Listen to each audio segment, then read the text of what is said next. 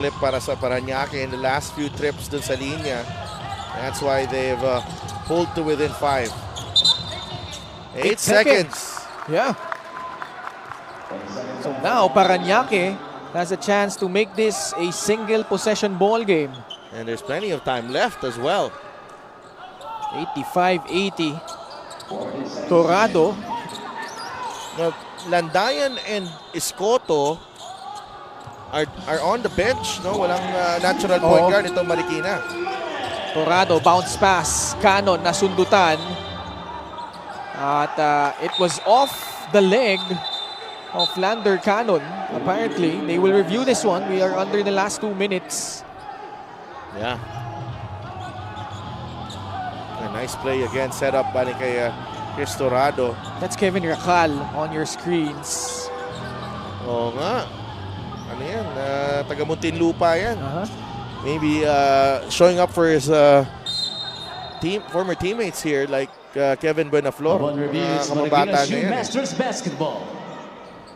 Former Letran Knight, Kevin Racal. Champion yan. Yes. Ito yung nangyari sa last play. Tumama sa hita ni Lander Cannon.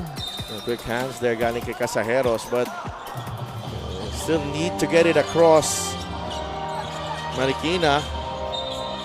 Ang natural point guard, no, on the floor for the Shoemasters. Kasama niya yata si Coach, former Muntinlupa Coach Jack Ascueta doon. Hicks a great move of the game, born for greatness. This is way back in the first half from Paolo Castro. Hindi na rin natin masyadong nakita here in the second half. Tiamzon going to work, puts it back in para dito sa Marikina.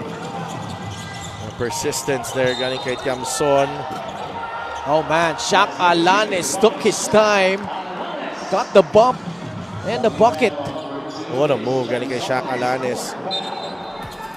This is really the testament to the really 2 plays that have exemplified this ball game for Marikina. The persistence galing kay Tiamzon and the finesse of Shaq Alanes in getting the bucket. Now a chance to pull to within 4. Ooh, we have a tight one. Shaq Alanes with 19 points. 4-point lead para dito sa Marikina Shoemasters. Timaho steps back, puts up a free. It's good! Wow. Deadly. Deo Timaho, all the confidence in the world. Able to knock down that 3. That's a foul on Casajeros. 29 points for Mr. Suave, Deo Timaho. What a night para kay Deo Timaho. Just sizing up Baltasar here. As we mentioned, how comfortable is he with the ball in his hands? Very, very comfortable. 20 points against Davao Occidental. Outdoing himself with 29 tonight. Chris Torado though, quietly almost a triple-double. Could not hit. Struggles at the line para kay Torado. Grabe. 6 points, 10 rebounds, and 12 assists. The 10 rebounds, impressive. Yung 12 assists, alam natin na kaya niya yan. This free throw here, a chance to make this a 2-possession ball game. Every time Parañaque has inched closer, nandun. Torado able to get his own miss. Baltasar able to recover. Muntik siya na traveling dun. But they can't convert. Alanes tried to intercept that pass. Ball will stay with Marikina. They will review this one. 61 seconds remaining here in the 4th.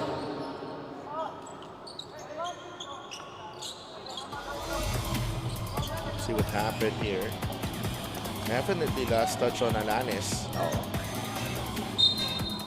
We'll stay with Marikina. Still holding on to this 7-point lead, 3-possession ball game. Rafco comes back for the Shoemasters. Adding some size dito sa Marikina. Tiamzon to Upaldo, laban kay Tweety Santos. No need to foul yet if you're Parañaque. Just play honest defense here. And maybe you get rewarded with a steal.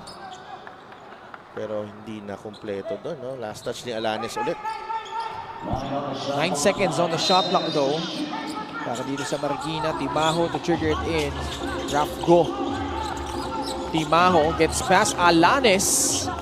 But Santos able to get a stop. Alanes again draws a foul. 2 free throws coming up. Shaq Alanes at his best. Really known as a scorer. When you are a scorer, you really figure out ways either how to get to the basket or draw fouls, and that's what he did right there. Draw a foul and earns a trip to the line. 2 free throws. Free throws have been a problem for Parañaque in this ball game. His 9th and 10th attempts from the line. 6 of 9 overall. Ito si Shaq Alanes. You know, no? If you look at the stat now, they're 20 of 37. Laking bagay. Yung missed free throws na yun kanina pa. 2 for 2. 70%. Shaq Alanes tonight at the line. 18 points. And hindi nakabalik si Deo Timaho dito. Tingnan natin kung kanino pupunta ang Marikina. Tiamzon having trouble. Okay. Torado attacks. The layup is good and they down to 3, 90-87. And they're not calling a timeout here, Marikina. Timaho returns. Pwede mag-sub. There it is. That's, nahirapan sila itawid yung bola. Torado able to get the steal, turning defense into offense.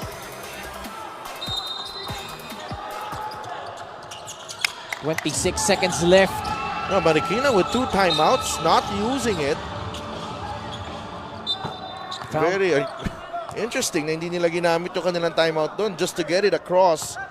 Or, you know, maybe before that turnover ni Tiamzon. Faldo against Parañaque. Penalty na itong Patriots. Escoto will be tested at the free throw line.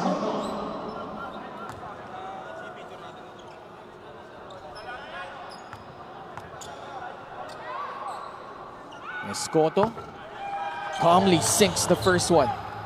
And after a good start, Jethro Escoto has cooled off here in the second half. That time he calmly sinks the first free throw. Parañaque has 1 timeout remaining. 22 seconds left. Free throw good for Escoto, knocking down both. And the Patriots using their final timeout with 22 ticks left. Down by 5. 1-2-2. 1-2-2 defense. Walang mag-switch. Deny. Relax lang. Ha? Switch ba yan? Hindi, 1-2-2 eh. Okay, pag natanggap yung bola dito, tsaka tayo mag-straight up man-to-man. Okay? Pag dito binigay yung bola, ito yung saging tayo. Ha? Hindi po. Oh, dito tayo. Inbound. Upward lang inbound. Try ba? Oh, corner. Angat natin ha, screen. Ha? Dito. Ikaw na to, Jomar. O, makinig ha. O, ganito tayo, huwag nyo muna pakita. Corner tayo. Pag pwede, bigay, labas. O, pag wala, makinig ha. Set screen tayo. Okay, set screen, pati to. Okay, bigay. Pag wala, kuha nito. Okay. Ako na inbound.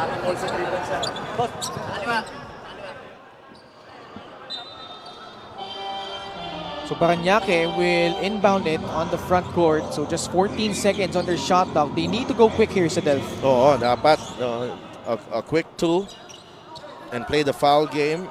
You know, maybe get a steal and then kung hindi makakuha ng steal, kuha sila ng foul, give up a foul agad. But very crucial for them to convert on this possession. Alanes receives the pass. Getting past Timaho. Baltasar for free. Airballs it. But they save it. Tweety Santos, another 3-point attempt off to the left. And 9 seconds left. Marikina gets it back. And that should do it. If you're Marikina, they scrambled, they fought, and they challenged all those shooters of Parañaque in that possession, forcing the miss. Now they can seal the deal after this timeout. 92-87. Marikina with a 5-point lead with 9 seconds remaining.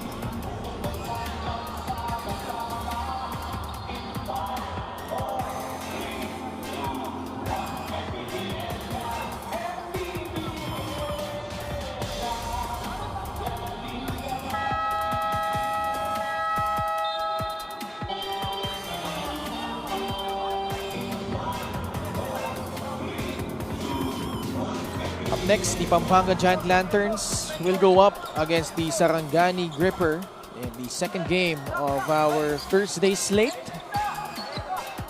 Some new faces on both sides. Matutunghayan natin yan maya-maya lamang. But here Marikina, looks like Parañaque will not foul anymore. Gutsy win by the Shoemasters after that tough loss against Davao Occidental. Rebounding here with a wire-to-wire victory against the Parañaque Patriots. Well, Marikina getting a well-deserved victory, pero you know, Parañaque and this retooled lineup will be a problem moving forward against the other teams in the MPBL. Nakita natin that they are capable of coming back. They just fell short tonight because one guy on that Marikina team just took over every time they were threatened, and that is actually the player na bibigyan natin ng accolade after this game. Final score po natin, 92-87. Marikina winning over Parañaque.